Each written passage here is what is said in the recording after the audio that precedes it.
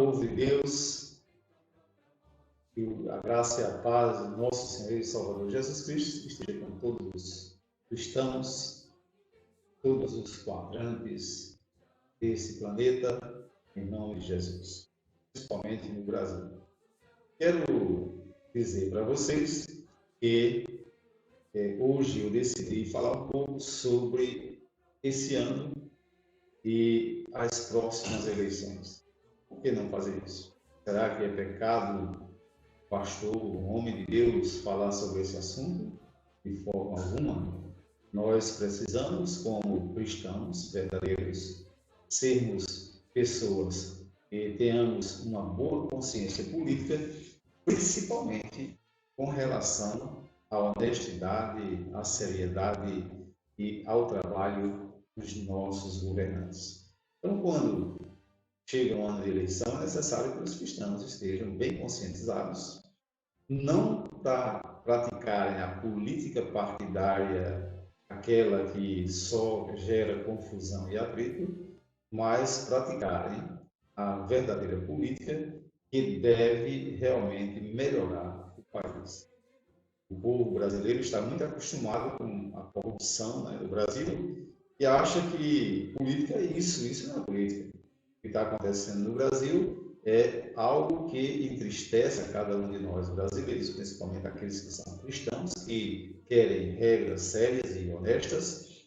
Então, não é isso política, certo? A verdadeira política ela é necessária para que haja desenvolvimento em qualquer nação, em qualquer país. Então, nós queremos trazer aqui algumas observações e eu coloquei assim, República Brasileira e as próximas eleições. O que devemos exigir dos próximos governantes? A palavra governante aqui eu coloquei em relação aos presidenciáveis, né, que estão aí tentando disputar o pleito do presidente da República, mas também ela é extensiva, principalmente aos nossos legisladores. Então, o Congresso Nacional precisa ser bem escolhido, composto de pessoas honestas, para que nós possamos ter um Brasil melhor. Vamos a alguns itens que eu coloquei aqui. Primeiro, quero que você entenda, para fazer esse vídeo, eu fiz várias pesquisas em sites governamentais sobre o Brasil e mais outros países, retroagindo o tempo para ver a postura de outros presidentes do Brasil, outros legisladores, da época de Ulisses Guimarães, por exemplo, e tantos outros, né, que a gente sabe, e quando a gente pesquisa, a gente sabe que tem, sim, homens que foram sérios e foram honestos na política. Mas eu coloquei aqui, entenda a República Brasileira. É bom que nós, evangélicos ou não, entendamos como é que funciona a República Brasileira. Primeiro, no Brasil, o presidente não governa sem o Congresso Nacional, pelo menos por enquanto a República estiver nesses parâmetros que nós temos aí, com essa legislação e Constituição que nós temos. Segundo, por pior que seja o Congresso, o presidente eleito não governa sem ele. Isso é uma realidade absoluta. Nós não podemos negar isso e deixar de entender isto, certo? Terceiro, manter relacionamento saudável com os demais poderes. Então, o presidente da República, ele precisa manter um relacionamento saudável com os demais poderes da República.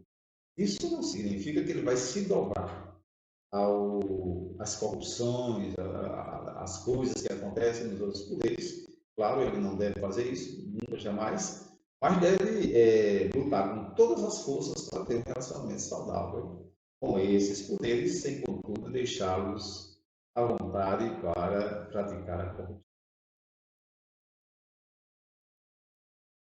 Qual seria eu fiz uma pesquisa em governos anteriores, né, a postura de vários presidentes, procurei mesmo direitinho pesquisar e elenquei aqui 7 pontos que, para mim, devem ser fundamentais para que nós possamos decidir sobre alguém que venha governar o nosso país. O que devemos exigir desse presidente? A postura do presidente. Em primeiro lugar, deve ser firme para transferir confiança ao país, ao povo, né? O povo precisa confiar naquilo que o governo diz. Segundo, deve ter equilíbrio entre o que fala e o que faz. Um governante que de manhã diz uma coisa e à noite ou à tarde diz outra diferente, na verdade, não merece um filho de confiança. Então, nós precisamos sermos observadores o suficiente para entendermos isso e tentar procurar votar em alguém que tenha pelo menos um mínimo de confiança nesse sentido, um mínimo de equilíbrio. Né? Terceiro, pensar bem antes de falar. É uma coisa que eu tenho falado muitas vezes a respeito do que acontece no Brasil e muitas pessoas não têm entendido. Muitas pessoas dizem, mas eu quero que ele seja transparente, fale o que pensa. Gente, não é assim. O presidente da República, para falar, ele precisa pensar bem antes ou consultar a sua equipe de governo sobre o que vai falar. Porque ele não deve desdizer o que ele fala.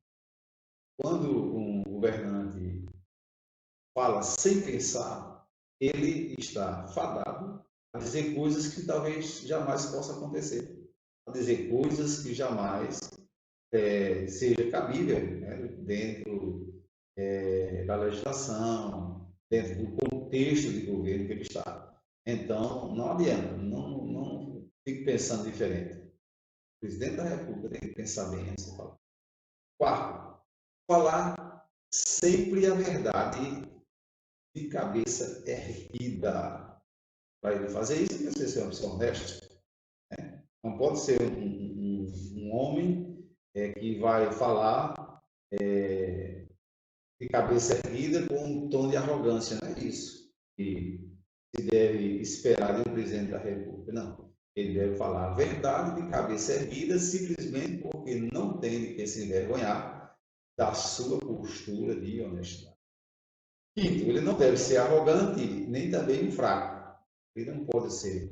As palavras dele têm que ser equilibradas, de forma que ele não se torne arrogante, nem demonstre fraqueza. O povo espera um governante forte, um homem que realmente tenha a capacidade de fazer grandes coisas pelo seu país. Essa é a realidade. Eu queria que o povo brasileiro, principalmente os cristãos, entendessem isso. Sexto, demonstrar gestos de solidariedade, ou seja, fazer uma demonstração de solidariedade. Está sofrendo alguém no país? Seja solidário com esse povo que está sofrendo. Alguma classe social está arrebentada? Seja solidário com esse pessoal. Não adianta ter uma postura de descaso que isso entristece totalmente aquelas pessoas que estão passando pelo problema. E isso é muito ruim para a nação. Sétimo, demonstrar flexibilidade e coerência quando confrontado. Eu sei que é difícil, mas devemos exigir que o próximo presidente demonstre flexibilidade e coerência quando ele for confrontado. É impossível, totalmente impossível, que um presidente da República ou até uma outra autoridade eleita pelo povo, em algum momento, não seja confrontado. E essa pessoa precisa ter equilíbrio para enfrentar esse confronto de forma coerente, flexível e que não fuja dos padrões da normalidade.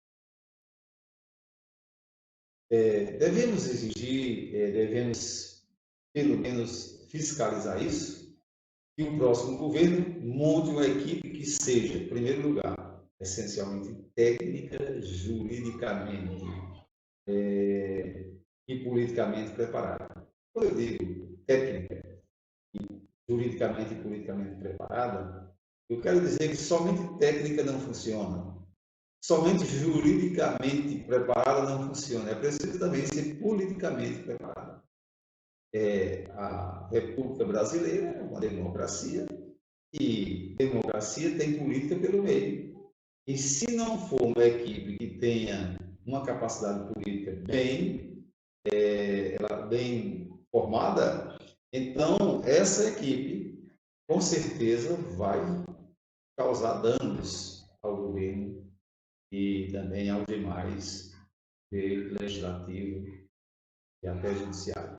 Então, segundo, essa equipe deve ser honesta, ela deve ter transparência e ser trabalhadora. É isso. Equipe honesta. É difícil montar isso no Brasil? É, mas equipes que o governo monta têm ajustes. Ele tem a capacidade, dada pelas leis brasileiras, de tirar o ministro e colocar o ministro. Isso é uma realidade. Então, deve haver os ajustes suficientes para que a equipe se mantenha honesta, transparente e trabalhadora. Terceiro, trabalhar mais, fala menos. Tem que ministro do governo estar aí dando ações, estapafúrias, tal, etc., que às vezes nem se condiz com a realidade. Não. Trabalhe, fale o necessário e assim deve ser a equipe do governo. Quarto, ter visão de futuro e em cada ministério desenvolver trabalho para a ordem e o progresso da nação. O Brasil está muito falho nessa questão de ordem e progresso. Há muita desordem, há muito insucesso nos governos atuais. Projetos. Precisamos, e eu queria que os cristãos, principalmente, tenham uma visão bíblica bastante acurada. A Bíblia é muito importante para educar o cidadão. Então, é necessário que esses governantes, ou esses pretensos governantes, pessoas que estão aí se apresentando como candidatos, né, à presidência da República, ou a deputados, senadores, etc., essas pessoas, elas têm projetos, e projetos que sejam, que, ao analisarmos, venhamos a entender que são sustentáveis. Um projeto de desenvolvimento sustentável para as seguintes áreas. Eu elenquei algumas áreas aqui, não estou dizendo, coloquei tudo que é necessário, mas fiz mais ou menos aquilo que eu, pesquisando em diversos sites sérios na internet, eu entendi que é importante para o Brasil e que há alguma defasagem ou uma grande defasagem em alguma dessas áreas. Então, eu coloquei aqui, projeto de desenvolvimento sustentável para as seguintes áreas. Meio ambiente, está muito defasado. Economia, educação, saúde, distribuição de renda, diminuição de gastos do governo, do Estado, né? Reforma tributária, melhor industrialização do país e potencialização do agronegócio. Já é potente, mas, como nós somos um país essencialmente agrícola, quanto mais potencializarmos o agronegócio, mais sucesso teremos. Direitos humanos. Por mais que alguém da direita, da esquerda, fique aí se degladiando sobre direitos humanos, é preciso entendermos que nós estamos também, tanto quanto defasados nessa questão de direitos humanos. Então, precisamos aperfeiçoar, não é relaxar de forma que as pessoas transformam o país numa república da imoralidade. Não é isso. É necessário que nós aperfeiçoemos, principalmente os legisladores, em quem nós vamos votar, aperfeiçoem as leis para que os direitos humanos sejam da seguinte forma, conforme eu elenquei aqui. Claro que tem outras pessoas que vão ter outras opiniões, mas eu coloquei aqui 5 itens que, na minha opinião, aquilo que eu pesquisei e vi em diversos momentos do país, eu achei interessante. Primeiro, respeito à diversidade. Respeitar a diversidade. Um país, principalmente democrático, tem diversidade. Não adianta querer desrespeitar isso. Precisamos ter respeito à diversidade. Segundo, respeito às religiões. O Brasil é muito falho com respeito às religiões. Pode ter certeza disso. Há ainda uma necessidade, tem até algumas legislações sobre isso, mas são legislações também falhas e interesseiras. É necessário que haja melhor legislação sobre esse assunto. Terceiro, política de proteção aos vulneráveis. Tem alguma coisa? Tem, mas muito fraco ainda. Precisa melhorar. Quarto, fazer valer os estatutos da criança e dos adolescentes e idosos. E eu diria que até aperfeiçoando, porque há alguns exageros. Quinto, Produzir constantes aperfeiçoamentos nas políticas de direitos humanos. Como é que podemos produzir um constante aperfeiçoamento na política de direitos humanos? De outra forma, são consultas públicas, com reuniões, dando liberdade ao povo para falar e expressar os seus direitos, né, as diversas classes. Porque aqui também, reforma judiciária. Como o Brasil está precisando de uma ampla reforma judiciária, principalmente que impeça, né, a injustiça reinante em nosso país. Gente, coloque os pingos nos is, perceba que o nosso país é péssimo na questão de justiça. Há muita injustiça. Eu sou amigo de policiais militares, muitas pessoas de diversas instituições. Fui muitos anos pastor, fui vários anos pastor, também, e ainda sou pastor, né? Estou jubilado, mas sou pastor. Também tive um bom relacionamento com pessoas de outras instituições, do Banco do Brasil durante muito tempo, e tive um bom relacionamento com diversas outras instituições, Polícia Militar, as EMATERs, né, que existem no Brasil, e tantos outros órgãos públicos, e assim eu percebo, entendo, também tive relacionamento com bons juízes, né, pessoas da justiça. Então, deixe eu dizer para você, há muita injustiça no Brasil, e é muito falha a justiça brasileira, atrasada, certo? Desculpem os amigos que eu tenho que faz parte da justiça, das instituições judiciais, mas essa é a realidade. Então, o Brasil precisa ter uma grande reforma judiciária para que impeça de juízes estar soltando bandidos. Por exemplo, nós temos casos no Brasil em que um camarada que era advogado do PCC se tornou um grande ministro da Justiça. Como é que pode isso acontecer? Isso é horrível, né? Algo dessa natureza. Mas vamos ao segundo item. Definir e exigir as atribuições do STF. Eu não vou nem tocar nesse assunto, porque já é algo que todo mundo sabe. O STF tem invadido outros poderes, ele tem se colocado como se fosse o poder máximo dessa nação e tem, parece que é o poder que vai governar a nação. Então, não é assim. O STF tem suas funções atribuídas direitinho, está na Constituição, e o que ele deve fazer é apenas fazer valer a Constituição. Mas como é que o STF faz valer a Constituição? Quando ele solta bandidos, políticos corruptos que já estavam na cadeia. Como é que um STF desse está fazendo valer a Constituição e as leis penais, federais, etc. Então, me perdoe, mas essa é a realidade do nosso país. Terceiro, exigir do Congresso Nacional reformulação do Código Penal brasileiro. A escrita ficou diferente, mas é reformulação do Código Penal. Nosso Código Penal é antiguíssimo, está defasado, até mesmo por interesses de políticos corruptos, ele ainda não foi reformulado, não foi ainda modificado. E se nós não pressionarmos, nós, o povo, não pressionarmos, isso nunca vai acontecer. É preciso que haja uma pressão gigantesca do povo brasileiro para que seja reformulado o Código Penal brasileiro, e não só o Código Penal, mas as leis que regem a justiça penal. Então, isso que nós precisamos entender. Espero que o povo brasileiro se conscientize nesse ano de 2022, estou falando isso sem qualquer paixão política, por A ou B, nem de direita, nem de esquerda, nem de centro. O que eu acho é que nós devemos tomar consciência dessas coisas. Deus abençoe. Até a próxima. Não deixe de se inscrever no canal A Voz da Bíblia Sagrada, que não traz somente assuntos bíblicos.